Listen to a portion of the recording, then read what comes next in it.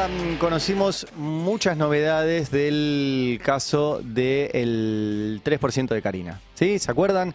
Diego Spagnuolo, uno de los amigos íntimos del presidente Javier Milei, había llegado de la mano de José Luis Espert, Diego Spagnuolo, cuando hubo una ruptura en su momento entre Espert y Milei. Spagnuolo quedó en ese divorcio, quedó bajo la custodia de Milei. Después Milei se amigó con Espert, lo puso como su candidato en la provincia de Buenos Aires y presidente de la Comisión de Presupuesto. Y ahora tanto Spagnuolo como Espert están afuera del esquema de Milei. En el caso de Espert, porque conocimos que fue financiado por el narco Fred Machado, que inventó una consultoría para una minera en Guatemala para girarle guita. Nosotros detectamos más de $400.000 que recibió Espert, por lo menos 200.000 vinieron directamente de Fred Machado.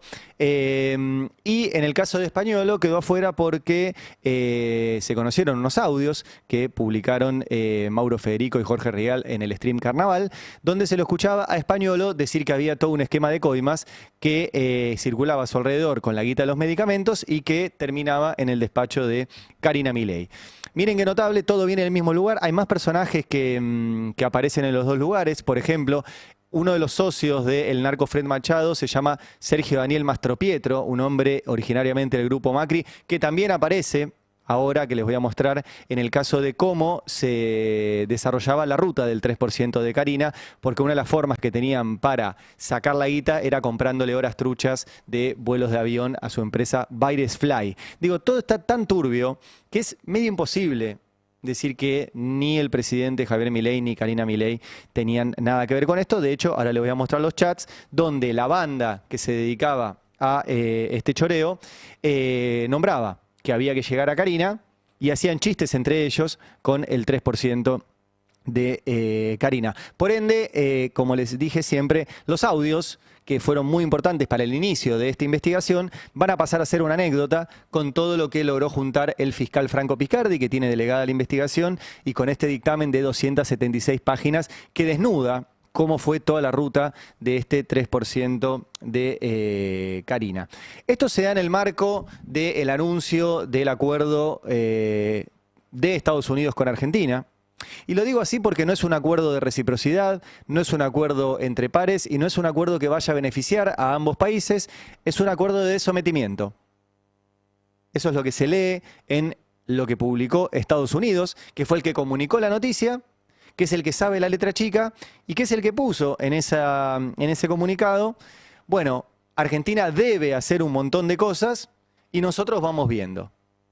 De hecho, en la primera parte del comunicado dicen: sí, está bien, capaz que ustedes nos pueden vender algún producto, pero nosotros cada cosa que ustedes nos quieran vender la vamos a pasar por el tamiz de lo que consideramos la seguridad nacional. Y sí, pone en riesgo nuestra seguridad nacional, que es la excusa que tiene Estados Unidos para frenar cualquier cosa, lo damos de baja. Entonces, por ejemplo, si ustedes nos quieren vender acero, pero nosotros consideramos que eso pone en riesgo nuestra seguridad nacional, no nos venden acero. Si ustedes nos quieren vender aluminio y consideramos que eso pone en riesgo nuestra seguridad nacional, no nos venden aluminio. Esos son los rubros grandes que además quedaron afuera del comunicado. Pero también va a pasar con todos los productos que tenga la Argentina y que ellos, por la simple mención de la seguridad nacional, digan: no, esto acá no entra. Por eso hay que ver qué pasa con este acuerdo, que el gobierno sigue festejando y mucho. Y la pregunta es, ¿por qué?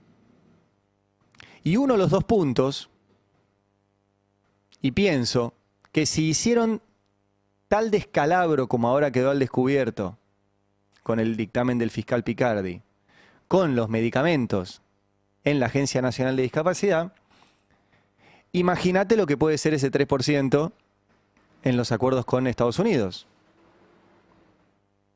Que se le dé prioridad a las empresas de Estados Unidos. ¿Cuáles son las empresas de Estados Unidos que van a poder participar de las licitaciones? Porque el esquema fue ese. En la Agencia Nacional de Discapacidad había alguien que decía: vamos a licitar este medicamento, nos lo van a cobrar más de lo que vale y solo van a poder participar determinadas empresas. Bueno, si eso hicieron con medicamentos de algo enorme pero chico, digo enorme porque es mucha guita, pero chico en comparación a lo que puedes hacer en un acuerdo con Estados Unidos, con nuestro litio, nuestros puertos, nuestra infraestructura, nuestras centrales nucleares, nuestras tierras raras, con todo. Imagínate lo que puedes hacer ahí. Entonces hay que volver a hablar, creo yo, de la ruta del 3% de Karina para ver qué va a pasar con las negociaciones con Estados Unidos y con las empresas de Estados Unidos, a las que Donald Trump habilitó, y no me canso de repetir esto, a que paguen coimas en el extranjero para quedarse con los negocios. Trump llegó a la Casa Blanca y les dijo a las empresas de Estados Unidos, ustedes quédense con los negocios en otros países, y escribió infraestructura, minerales y tierras raras, y pueden pagar coimas, acá no les vamos a perseguir. Si hubo un esquema en la Agencia Nacional de Discapacidad, me animo a pensar que puede haber un esquema similar en el acuerdo con Estados Unidos, celebrado por el canciller Pablo Quirno, que sigue hablando del tema de esta forma. Todos los países del mundo, Argentina es una de las economías más cerradas del mundo y producto de la herencia que recibimos, una de las economías más descapitalizadas del mundo. Eso nos indica que nosotros tenemos un montón de lugares donde somos ultra competitivos en el mundo. Nuestro sector agroindustrial es hipercompetitivo en el mundo. Nuestro sector minero, nuestro sector energético, nuestro sector de economía del conocimiento, nuestro sector de turismo que está subexplotado. Todos son áreas que Argentina tiene ventajas enormes con respecto al mundo. Argentina tiene la posibilidad de brindarle al mundo los productos que el mundo necesita. Y ahora vamos a decir, no, que no se lo lleve fulano o no se lo lleve mengano. O sea, ¿qué vamos a los vamos a dejar enterrados? Se dan cuenta que de lo único que habla es de recursos naturales. No habla de industria, que es lo que nos podría convenir. Habla simplemente de explotar el litio, el cobre que todavía no ha sido explotado, el oro, las tierras raras, los hidrocarburos. Solamente habla de eso Quirno, que al final presentó su declaración jurada nueva y es muy graciosa. El tipo que fue durante más de una década el capo para Latinoamérica de JP Morgan no declara una sola inversión financiera. Chicos, va directo a la sala del Museo de Bellas Artes donde está la declaración jurada de Caputo y de Bausili, sector dibujos, bueno, en fin. Pero vieron que no dice nada de industria, porque tampoco el tipo que debería defender a la industria argentina la defiende, que se llama Martín Rapalini. Martín Rapalini es el presidente de la Unión Industrial Argentina. Él tiene una fábrica de cerámica y no sé si piensa que le va a vender cerámicas a los constructores en Estados Unidos, pero habla a favor de este acuerdo del cual todavía incluso no se sabe mucho, pero el representante de los industriales argentinos sale a festejarlo. Mirá. Mira, yo creo que cuando hace 25 años que empezó el ALCA, la Argentina tuvo una posición muy negativa al ALCA, México exportaba 40.000 millones, Brasil casi nada, sí. Y hoy han multiplicado México por lo menos entre 12 y 15 veces y Brasil lo mismo, y la Argentina sigue igual. O sea, generar acuerdos comerciales con Estados Unidos, a todos los países que lo hicieron mejoraron la exportación y sobre todo de productos terminados. O sea, la historia muestra que hacer acuerdos con Estados Unidos no han sido, digamos, no han perjudicado a las industrias de los países originarios. Estamos pasando un momento difícil, por lo que te acabo de escribir, de los últimos meses, pero bueno, estamos apostando también a que se reactive la economía y que a través de la reactivación empiecen, digamos, las fábricas a producir y de esa manera generar empleo. Son malos los ejemplos, los dos, el de México y el de Brasil. El de México porque lo que sucedió, primero, la frontera mexicana con Estados Unidos. Segundo, que muchas empresas de Estados Unidos se fueron a radicar a México, pero después querían venderle sus productos de empresas de Estados Unidos, hechos en México, a Estados Unidos. Y por eso se dan ese tipo de tratados. No sucede eso con la Argentina. No es así. Y aún más, cuando Estados Unidos quiso imponerle una serie de aranceles a México para que esas empresas que se habían hecho vuelvan a producir en Estados Unidos, la presidenta de México, Claudia Sheinbaum, no dijo "yes, sir", y se arrodilló y fue a hacer todo lo que quería Donald Trump, como hizo Milei. Se le plantó. Y llamó a su pueblo a resistir frente a eso que hubiera significado la pérdida de un montón de puestos de trabajo, además de que era impracticable. Porque no es que vos una fábrica la agarrás y la movés de un país al otro como se te canta. Rompés las cadenas de valor, de suministro, es un quilombo. Y Trump era una forma de negociar. El tema es quién se le plantaba y quién se sometía. El ejemplo de México es muy malo porque el Claudia Sheinbaum le dijo que no. Y el ejemplo de Brasil también es muy malo porque el propio Lula le dijo también que no. Pese a las presiones de Estados Unidos, a que le escribió una carta pública diciendo que tenía que liberar a Bolsonaro, a que está muy preocupado Estados Unidos por la logística. Esto, repito, lo contó Sabino Vaca Narvaja acá, el ex embajador en China, de que China invirtió en Brasil, en el mayor puerto del mundo, en Brasil, contra el otro mayor puerto del mundo, en Perú, y una línea que une ambos puertos. Y Lula le dijo, no, ¿sabés qué? No. Y Trump le dijo, te subo los aranceles. Dijo, bueno, subímelo, yo te lo subo también. Y terminó Trump viajando a Asia y reuniéndose con Lula. Cosa que no hace Milei. Entonces son muy distintos, son malos los ejemplos que pone el presidente de la Unión Industrial Argentina, que no protege a la industria argentina y no la representa. ¿Puede vender la industria argentina algunas cosas a Estados Unidos? Puede. El problema es que competimos con Estados Unidos. Entonces tenemos que tener una relación inteligente de ver qué nos conviene y salir a vender nuestras cosas en otros lugares. Ahora, si nos invade la industria estadounidense, nos vamos a quedar sin industria nosotros. Y no va a haber nada para venderle a otros. Va a haber recursos naturales que se va a llevar a Estados Unidos y nosotros ver qué hacemos. Y sobre todo ver qué hacemos con todos esos trabajadores del sector industrial. Pero bueno, escúchenlo un poco más a Martín Rapalini, que charló con Alejandro Berkovich en Radio Con Vos y le decía que vamos a estar genial con esto. Estados Unidos es un país que es un neto importador de productos industriales. No de nuestro país. No, claro, no de nuestro país porque teníamos aranceles altos. O sea, pero sí Estados Unidos es importador de China, de México, de Canadá, de Brasil, de Europa. Entonces, esto nos posibilita, o sea, vamos a estar en mejor posición contra todos los proveedores de Estados Unidos. Esta es la oportunidad para Argentina. O sea, que acá no estamos compitiendo con Estados Unidos, sino que estamos compitiendo con los proveedores de Estados Unidos.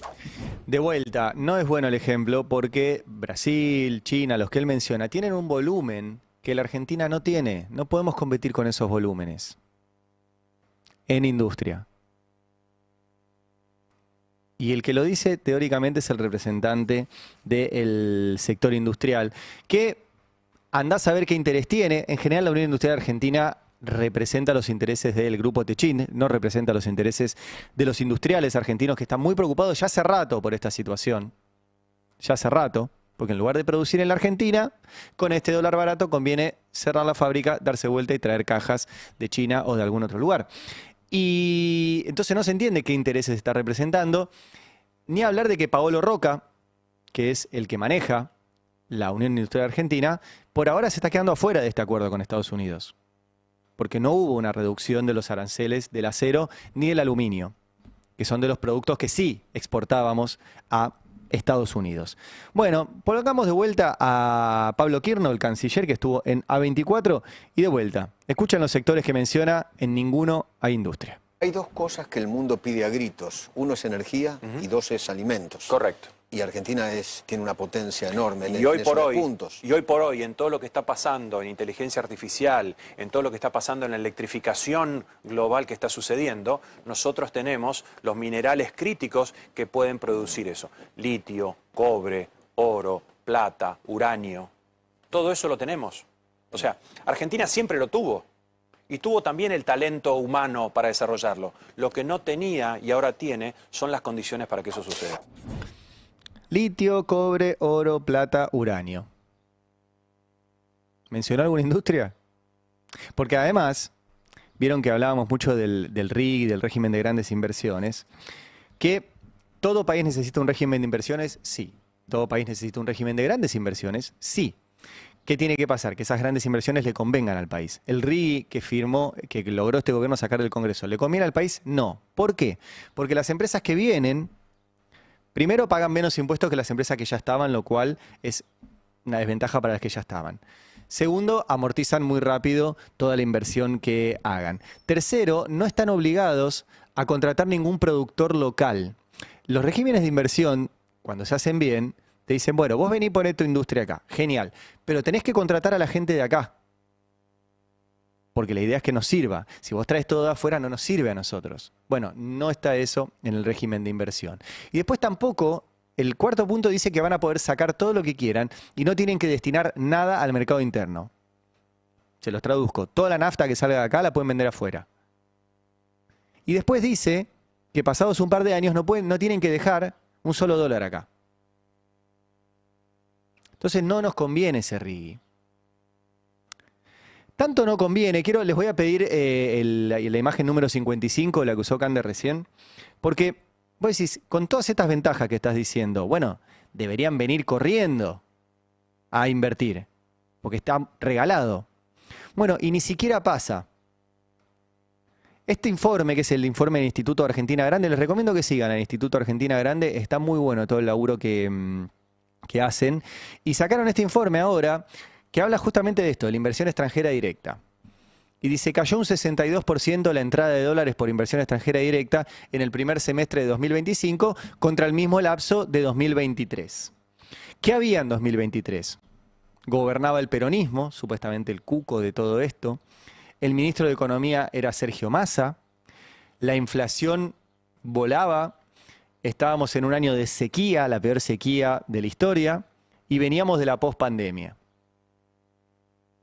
Y aún así, la inversión extranjera directa en ese semestre era mayor que la inversión extranjera directa en el primer semestre de este año, donde está Milei, abierto al mundo, con reglas claras, con 10.000 reformas estructurales, con el dólar donde tiene que estar, flota, confianza, Caputo, Sturzenegger, toda la banda, ¿eh?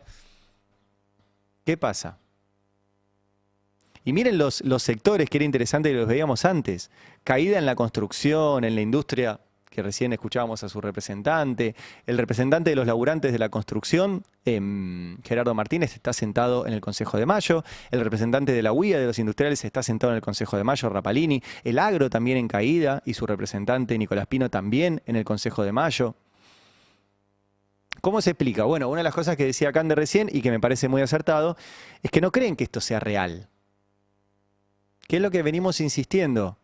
Va a durar un rato esto, va a durar un rato la inflación frenada, el dólar barato, el endeudamiento. Y lamentablemente va a terminar mal, porque siempre termina mal. Terminó mal con la dictadura, terminó mal con Menem, terminó mal con Macri y va a terminar mal con Milei. Son 4 M's. Martínez de Oz, Menem, Macri y Milei. Y termina con otra M que es como la mierda. Bueno. Vamos al caso Españolo, porque está vinculado con esto, como les decía al inicio, que es fácil ver que se armaron un esquema de compulsas truchas direccionadas para que ganaran determinadas droguerías o laboratorios con medicamentos con sobreprecios y no otros. Bueno, si hicieron eso con los medicamentos, ¿por qué no van a hacer eso con el acuerdo comercial con Estados Unidos? Con las cosas que vengan de ahí. Es bastante evidente. Bueno, ¿qué es lo que encontró el fiscal Picardi? Bueno, encontró un entramado con varios exfuncionarios del PRO que volvieron durante la gestión Milei, que apenas comenzó el gobierno, dijeron, tenemos ahí un hermoso negocio para hacer, podemos sacar mucha guita, hay que llegar a Karina Milei, que es la que decide todo, y si nos sale bien la cosa, terminamos en Tenerife. Ese fue el ejemplo que pusieron. Para que se los quiero leer textual, lo de... Dijo, muchachos, se nos viene un 2023 con mucho trabajo y es el trampolín para el 2024 en la gestión todos juntos. Gracias por estar juntos y construir lo que todos queremos, 4 años más de gestión, después todos a Tenerife. Se ve que querían juntar guita e irse a esa isla que tengo entendido es muy bonita. Bueno, todo este entramado que ahora desculó el fiscal Picardi, surge, la punta del ovillo fueron los audios de Españolo, pero, vuelvo a repetir, eso fue el indicio. Después en el dictamen hay un montón de pruebas que se encontraron a partir de los allanamientos en la Agencia Nacional de Discapacidad, en el celular de Españolo y en los celulares de esta banda que operaba, donde hay varios personajes, ¿sí? Uno se llama Pablo Achabayán, acuérdense de estos nombres. Otro se llama Daniel María Garbellini, que era funcionario. Otro se llama Miguel Ángel Calvete, que aparece como el organizador de todo esto desde afuera. Y otro se llama Diego Spagnuolo, que recuerden, era un hombre de Espert, que se quedó con Milei, que se hizo íntimo de Milei y que pasaba todos los domingos en la Quinta de Olivos 34 veces. Lo encontramos ahí en la Quinta, 8 solo y las otras 26 los domingos con los habitués como Juan Carlos de Pablo, Claudio Zucovicki, Juan Mayol, el hijo de Rosichner y etcétera. Bueno, ¿qué hay en el dictamen que es muy impresionante? Arranco por lo más impactante, que es una foto. Esta foto es de Diego Spagnuolo. Les recomiendo que vengan a YouTube a verla. Esta foto hay como varias secuencias porque es una cámara de video y es una imagen de esa cámara de video que se lo ve entrando Spagnuolo a este lugar, que es la casa de Miguel Ángel Calvete, que parece el organizador de toda esta mafia. Y entra con una mochila. ¿Por qué es interesante esto? Porque una de las cosas que está en el dictamen del fiscal Picardi, ¿sí?, es que hubo varias reuniones, les muestro la imagen, la siguiente, donde están, dice, Miguel Ángel Calvete efectuó cuanto menos 5 visitas a Diego Spagnuolo. Ahora les voy a volver a mostrar esto de las visitas porque es clave, el 20 del 6, el 20 del 10, el 4 de enero, etcétera, etcétera. Y en los mensajes que hay entre Calvete y otra de las personas que está en este chat, dice que le estaban garpando 5 millones de pesos a Diego Spagnuolo. Diego Spagnuolo recibió de parte de Miguel Ángel Calvete y de Guadalupe Muñoz 5 millones de pesos argentinos, ¿sí?, para supuestamente realizar un viaje. Y la cobertura que tenían, dice ahí, es el boludo del pelado que viaja a Israel y no tiene efectivo en pesos. El boludo del pelado es Spagnuolo. Ponés si podés el zoom a ese chat, ¿sí? Carmela Vivaldi le dice a Guadalupe Muñoz, son para el boludo del pelado que viaja a Israel y no tiene efectivo en pesos. Hay otra imagen, la imagen número 48, ¿sí?, donde está escrito eso, y hay un audio, ¿sí?, del diálogo entre Spagnuolo y Miguel Ángel Calvete, donde Miguel Ángel Calvete le dice por audio, Coroa, escúchame, bueno, hablas con Julio Play y mañana a primera hora te lo manda a donde le digas o mandale un fercho. Pon en algún lugar disimulado eso que me habías dicho. ¿Sí? Lo estaban ahí arreglando cómo recibir la guita en algún lugar disimulado. Les decía recién, si podés volver a poner la imagen número 41, que prestaran atención a las fechas. Porque ahí habla de reuniones de este hombre, de Calvete, que es el que le manda el audio a Spagnuolo, que le dice poneme un fercho y poné un lugar disimulado y te llega la guita, y que lo había visitado cuanto menos 5 veces. Y también les mostré la foto de cuando Spagnuolo fue con una mochila a la casa. Bueno, ¿coinciden estos encuentros con las visitas de Spagnuolo a Olivos?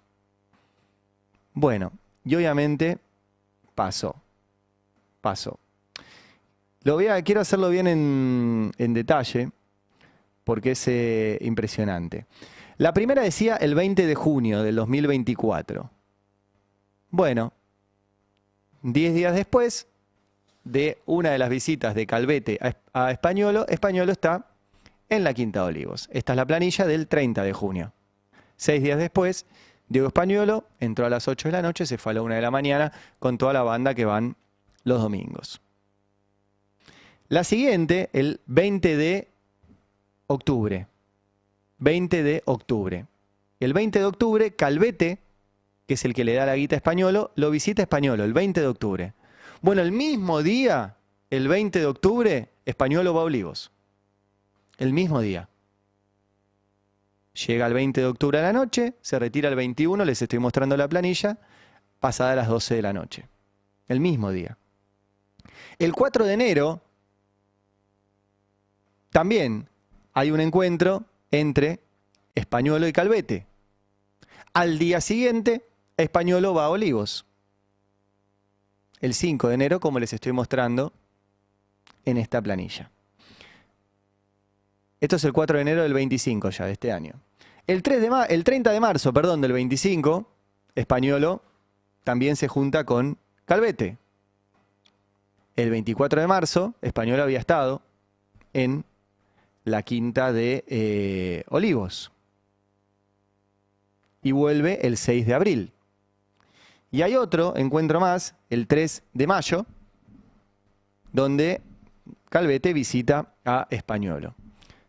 Es notable porque en varias de estas hay coincidencia, una incluso el mismo día. O sea, el 20 de octubre del 24, Españolo lo ve a Calvete, que es el que le daba la guita, y lo ve a Milei. Y el 4 de enero lo ve a Calvete y al otro día se va a verlo a Milei. ¿Qué sé yo? Obviamente tiene que seguir investigando el fiscal. Pero es muy notable las coincidencias. El otro punto que tiene que explicar Diego Españolo es su patrimonio. ¿Por qué? Porque en los allanamientos que hubo, apenas se conoció esto, le encontraron $80.000 en una caja de seguridad. Y esos $80.000 no los tenía declarados. El otro día hablamos con Mauricio de Alessandro, que es el abogado de Diego Españolo, y le preguntamos sobre esto, y esta fue la respuesta del abogado de Españolo. Mirá. En la declaración jurada de Españolo dijo que tenía $25.000, ¿sí? Al inicio del 2024. Y como usted bien dice, le encontraron $80.000 en la caja de seguridad, con lo cual hay una diferencia de $55.000. Si usted dice que no tocó la caja de seguridad, medio que se multiplicaron ahí adentro. Cuando vos entrás a la caja de seguridad, no sé si alguna vez vos entraste, no. Hay un registro. Sí. Un registro. ¿No hay registro? A la caja de seguridad. No, sí. ¿Y cómo pasó de tener $25.000 a $80.000? No tengo ni idea. No es para eso no me contrató. Me contrató por el tema de los sabios y la No, me imagino que lo contrató para que lo defienda. Pero no, pero es que no soy contador, Giovanni. Yo te digo lo que él me dijo. Okay. Él me dijo. No, está bien. La plata estaba declarada. La plata la tiene antes de ser funcionario. Antes.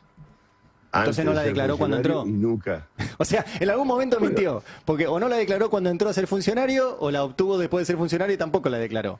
Pero hay una diferencia ahí, Dieguita. Es que no, el primer punto es que no mintió después de ser funcionario, porque la plata la tenía antes de ser funcionario. Hay los $80.000. Según. Espere, que es importante esto. ¿Los $80.000 los tenía antes de ser funcionario? Y es obvio, te estoy diciendo. No es obvio, porque cuando entró a ser funcionario dijo que tenía 25.000, no 80.000. Pero no entendés. Adentro de la caja de seguridad había $80.000, que es lo que se secuestra, y él nunca entró siendo funcionario de la caja. Entonces mintió en su declaración jurada, Alessandro. Bueno, D'Alessandro es un tipo muy conocido en tribunales, pero bueno, lo hundió a su defendido. ¿Por qué? Porque él dice que efectivamente Españolo tenía $80.000 en su caja de seguridad, lo cual es obvio porque se los encontraron. Él dice que nunca entró y que los tenía de antes de la gestión. Bueno, ¿qué declaró Españolo cuando entró a la gestión de Milei? Declaración jurada de Españolo, se las muestro. Ahí le marqué en amarillo la declaración jurada de Españolo, y en amarillo abajo podemos hacer zoom. ¿Cuántos dólares dijo que tenía? Tenía $80.000 cuando entró a la gestión de Milei, ahí dice inicial. O sea, cuando un funcionario entra al gobierno tiene que demostrar su declaración jurada. Bueno, hagamos zoom, la imagen 39, sobre la declaración jurada de este muchacho, y no decía $80.000, decía $25.000. ¿Lo ven ahí? Dinero en efectivo en el país, dólar USA, $25.000. No decía $80.000. Entonces, o su abogado está mintiendo o Españolo está mintiendo. Y si mintió en su declaración jurada, es un delito. Es un recontra delito. Entonces, su abogado dice, cuando entró al gobierno tenía $80.000. En su declaración jurada le puso $25.000 y cuando le engancharon con todo esto de las coimas tenía $80.000. Hay $55.000 de diferencia. Y no le da con su sueldo para ahorrar eso. Tendría que haber ahorrado el 100% de su sueldo y creo que ni siquiera llega. Entonces, juntando todos estos elementos, tenemos a un señor, Calvete, que dice que le dio 5 millones de pesos para un supuesto viaje a Israel, que encontrara dónde hacerlo, que fue muchas veces a la casa, ida y vuelta, que coincidían esas visitas también con visitas a Olivos, y que a Españolo le encontraron una 80.000 dólares en la caja de seguridad. Y también le encontraron una máquina de contar billetes a Españolo. Una máquina de contar billetes. Bueno, esto me hizo acordar a cuando Alejandro Fantino, el normalizador de todo esto, y que fue el que, mucho antes de que esto estallara, ya sabía, porque le dijo a Españolo, cuídate de los Menem, cuídate de los Caputo, porque alrededor tuyo está pasando esto, y si Fantino sabía, Españolo sabía, y si ahora parece que Españolo era parte. Bueno, escuchen, a mí me hizo acordar lo de la máquina de contar billetes, a la explicación que intentó dar Fantino de todo esto. Y cuando abren esa habitación, que era una especie de lugar en donde el tipo laburaba, tenía un escritorio, encuentran arriba del escritorio una máquina de contar billetes. Qué raro, le llama la atención, preguntan, el tipo no contesta, porque no era el director de una financiera, ni el presidente del Banco Central, el tipo es director de la Agencia Nacional de Discapacidad, y qué sé yo, vos podés suponer que el tipo... vos no tenés una máquina. Yo lo escuché, el otro día me decía uno, bueno, también lo de la máquina de contar billetes, porque por ejemplo hasta es algo re usual en las casas de todos. Hasta hace 6 meses, un día voy al Coto ahí de Nordelta, y estaban en promoción, había como 50 máquinas diferentes para contar dinero. No, bueno, no, escuchame lo que te quiero pero contar. Vaya y deje la huella digital. Me dejá que te cuente algo. La gente normal tiene un rallador. Me dejá terminar. Se cagaban de risa, Rial, Mauro, Federico no se pudieron contener. Ay, se me fue el nombre de la que toma cloro. ¿Cómo se llama? Viviana Canosa. Se le ríe y dice, no, pará, la gente normal tiene un rallador en la casa, no una máquina de contar billetes, que Fantino quería normalizar diciendo que estaban de oferta en el Coto de Nordelta. Mejor fue la explicación que intentó darnos el otro día Mauricio de Alessandro, el abogado de Españolo, que le volví a preguntar por la máquina de contar billetes, y esto dijo su abogado, mirá. ¿Y por qué tenía una máquina de contar plata en la casa? ¿Eso lo explicó? Sí, lo explicó, sí. Sí, ¿Cuál es la explicación de un director ejecutivo de la Agencia Nacional de Discapacidad de tener una máquina de contar plata?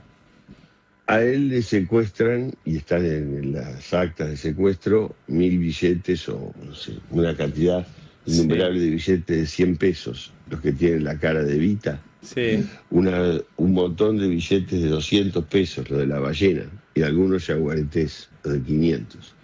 Él siempre hizo eso desde chico, acumulaba ese tipo de billetes y monedas. Es un toque, una costumbre. Y para contar todos esos billetes tenía su máquina de contar billetes. Bueno, me vuelvo a reír porque entre Fantino, que dice que las máquinas de contar billetes estaban de ofertas en Coto, y el abogado de Españolo, Mauricio Alessandro, que dice que él tenía un toque de juntar billetes de 100 pesos de la cara de Evita. No sabía que era tan peronista Españolo. ¿O qué quería hacer? Era un toque. Y de juntar los de 200 con la ballena, y de juntar los yaguaretés. Juntaba billetes viejos, mirá vos.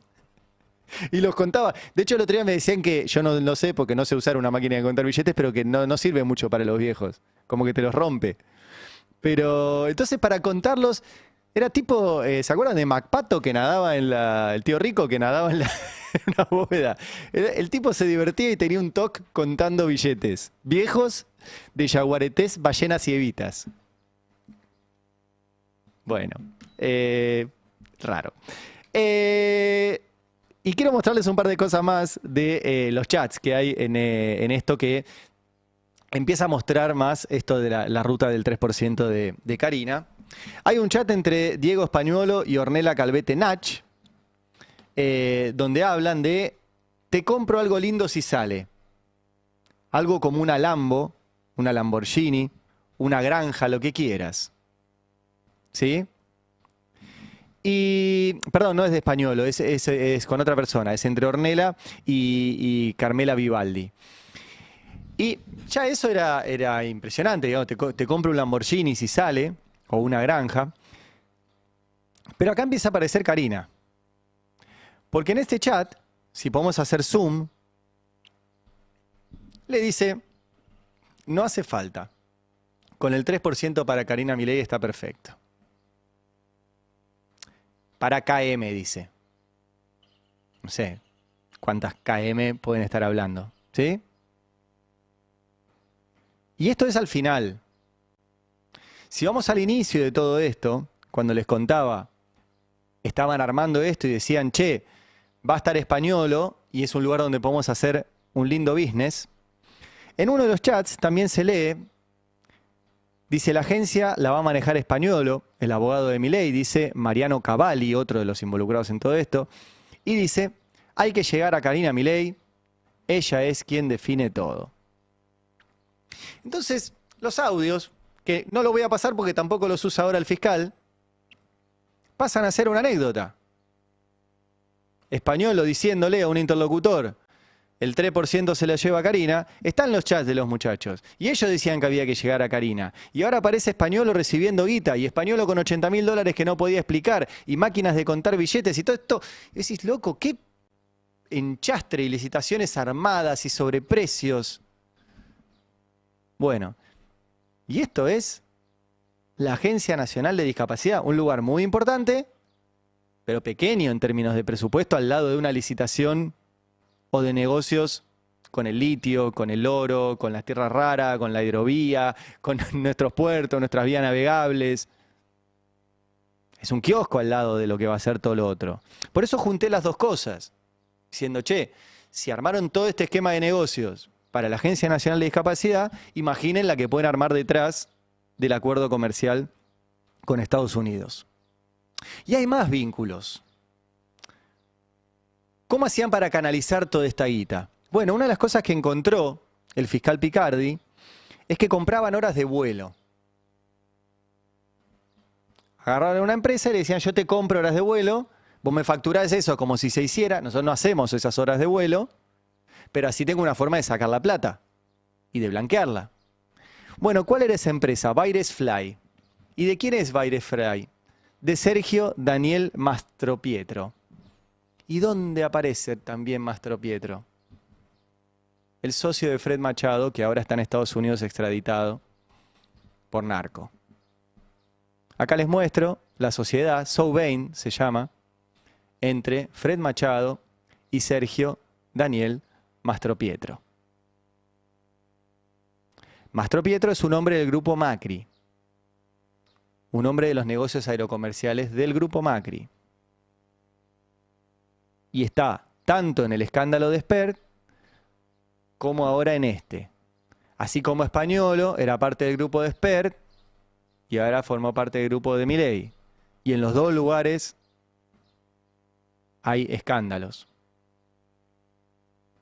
Yo sé que me dirán, che, bueno, sabíamos esto antes de las elecciones y Milei las ganó igual. Bueno, yo creo que en algún momento esto va a terminar cojando y la sociedad argentina va a decir basta a todo esto.